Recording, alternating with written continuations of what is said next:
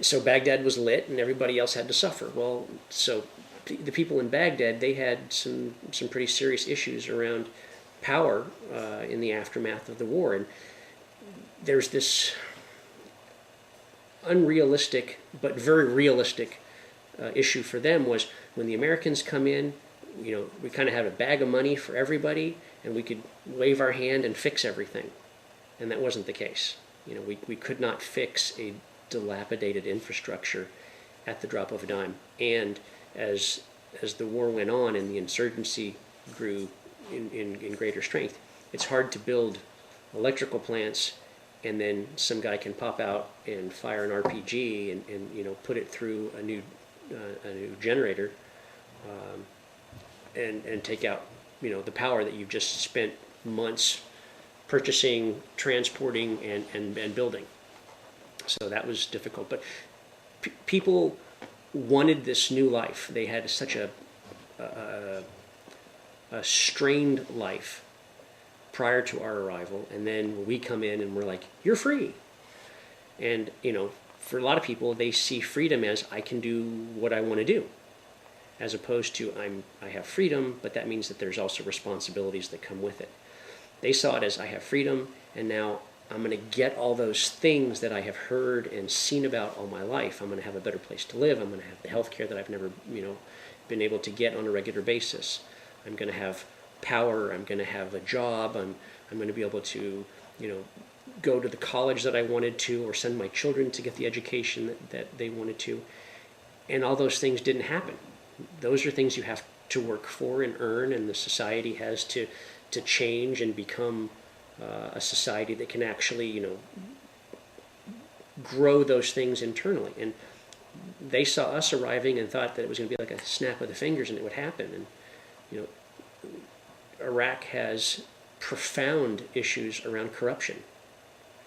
And those corruption issues, followed us into the country. When we came in and we had, my teams would go out and identify local leaders, and then we would come in and say, okay, we need a new road here. That will help, start up businesses and bring about some new jobs.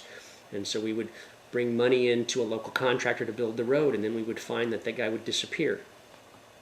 And so the corruption issues were very difficult. And, corruption it's everywhere. It's here in the United States as well. But when you are part of a corrupt society that is corrupt at the level Iraq is, and a lot of countries within that region, it just cuts away everything. There's a great book and video series called Commanding Heights that one of the big things they talk about is for economies like Iraq to be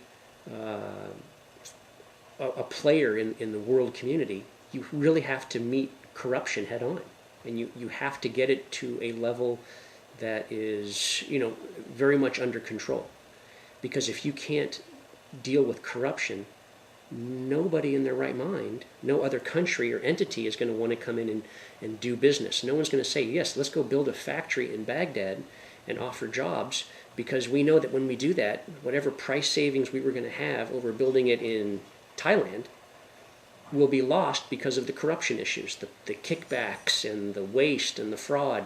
So they'll just leave it alone.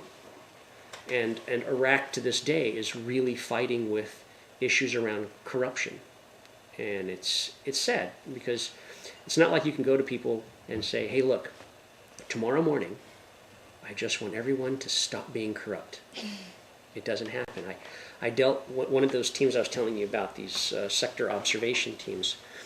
I told you they'd go out and price goods for me. And I used to ask the question, people are always telling me I'm hungry, my situation is so bad, I don't have a job, but they're clothed.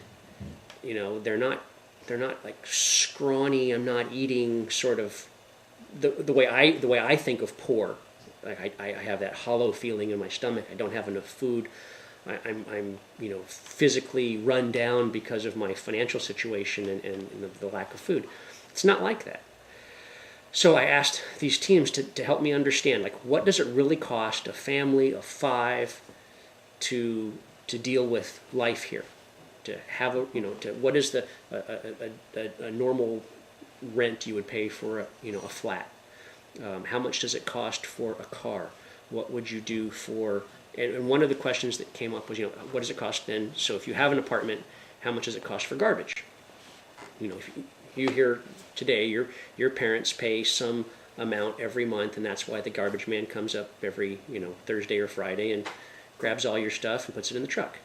So they have the same thing there, but they don't have a tax base, so people aren't paying taxes. There's not really a municipal program. There's kind of a guy that works for the city. So you're supposed to pay 50 dinar, I think as I recall, 75 dinar per year to the city, which at the time, the exchange rate for $1 was 1,475 dinar.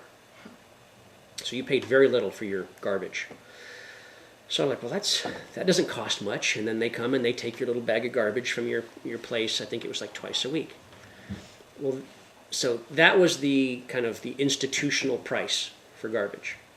But then, so the garbage man shows up, but he wants 200 dinar to take your garbage every time he takes it.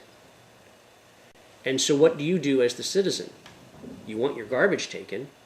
Do you have the 200 dinar? And by the way, that's what, 300%, 400% more than what you're supposed to pay for the entire year of pickup. You're essentially being hijacked for the garbage pickup. And that guy goes along and he does that to every household. Now, here, if someone showed up to you tomorrow to deal with your garbage and said, hey, I'd like you to give me $10 and I'll empty your garbage can, you'd probably say no, and then you'd call and somebody would fire the garbage guy and there'd be an investigation and they'd resolve it, hopefully. There, who do you call?